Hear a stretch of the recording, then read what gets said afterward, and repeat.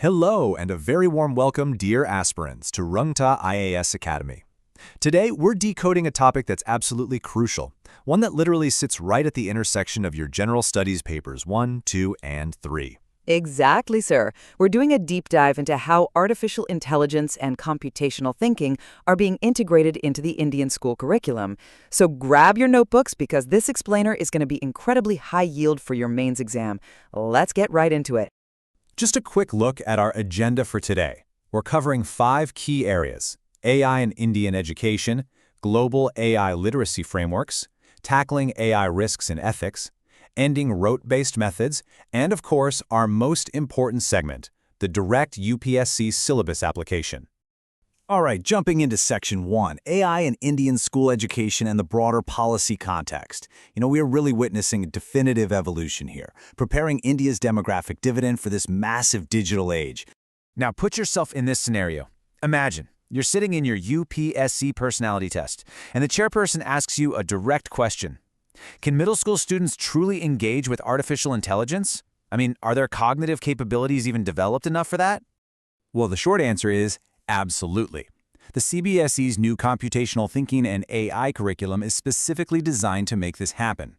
And for your GS Paper 2, you've got to note that while CBSE designed this independently, it perfectly aligns with the big ones, the NEP 2020 and the National Curriculum Framework of 2023. It's not isolated. It's a completely systemic integration. Moving on to Section 2, Global AI Literacy Frameworks. Aspirants, listen. Whenever you're writing a mains answer on education policy, benchmarking India's initiatives against global standards, that's what fetches you those extra half marks that make all the difference. Exactly. And what's interesting here is that CBSE sequencing broadly aligns with comparative global curricular architectures. We aren't just working in a silo in India. Our educational steps are actually mirroring the foundational structures laid out by the world's leading international bodies. To really back up your arguments in the exam, you want to cite these specific bodies. For instance, the OECD and the European Commission, they view computational thinking as a necessary precursor to AI. Over in the US, the AI for K-12 initiative places it right at the base of their 5 big ideas in AI. And UNESCO, they stress that knowing what is AI and data literacy are just non-negotiable for students today.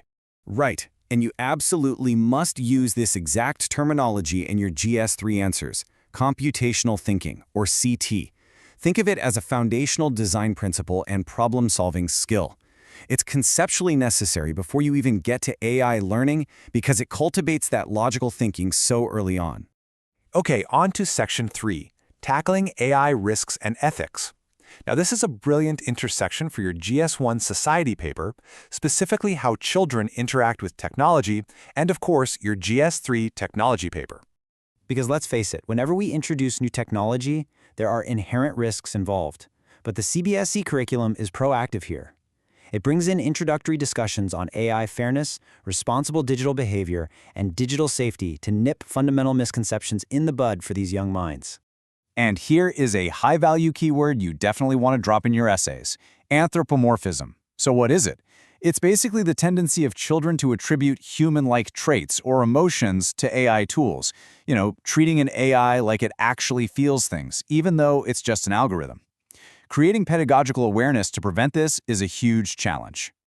To counter this tendency, the curriculum actively teaches students how to recognize when AI systems might mislead them, how to spot bias in datasets, and how to strictly distinguish between what an AI can do versus human capabilities. And guess what? Empirical research proves that learners as young as 11 to 14 can successfully engage with this level of complex ethical reasoning. Now moving to Section 4, Ending Rote-Based Methods. This marks a massive pedagogical shift, and it's highly relevant to the human resource development topics you'll see in GS Paper 2. Look, traditional Indian education has long struggled with this deep-seated habit of rote learning, right? We all know it. But by contrast, computational thinking and AI learning inherently push for inquiry-driven, reflective learning. It's about practical modeling. It's literally using AI to fundamentally flip how we learn in the classroom. So how does this actually play out? Well, Step 1 involves cross-disciplinary integration. For classes 3 to 5, computational thinking is seamlessly woven into subjects like math and the world around us. Then it builds up sequentially until class 8, By then, students are actually expected to design and solve real-world problems using no-code tools. So they're learning the pure logic without getting bogged down by heavy programming syntax. All right, Section 5. This is the absolute climax of our explainer today, the UPSC syllabus application. Let's make sure your notes are strictly mains ready right now. This mapping structure gives you a ready-made framework for those interdisciplinary answers the examiners love. For GS1 Society, link this to digital literacy and cognitive development. For GS2, connect it straight to the NEP 2020, the NCF 2023, and global benchmarking like UNESCO and the OECD. And for GS3 Science and Tech, you're talking AI basics, computational thinking, supervised learning, and AI bias. This kind of multidimensional approach, that's exactly what fetches top marks. Absolutely. And to wrap up our analysis, I want you to consider this very powerful concluding remark directly from the source material.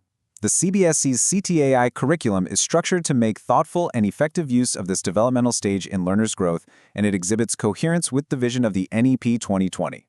Honestly, you couldn't ask for a more perfectly balanced, forward-looking statement for your essay conclusions.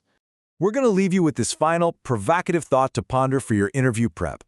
If early AI literacy successfully replaces rote learning, how will this structural shift redefine India's demographic dividend in the coming digital decade? Really think about that. Keep analyzing, keep practicing those answers, and all the very best from us here at Rungta IAS Academy.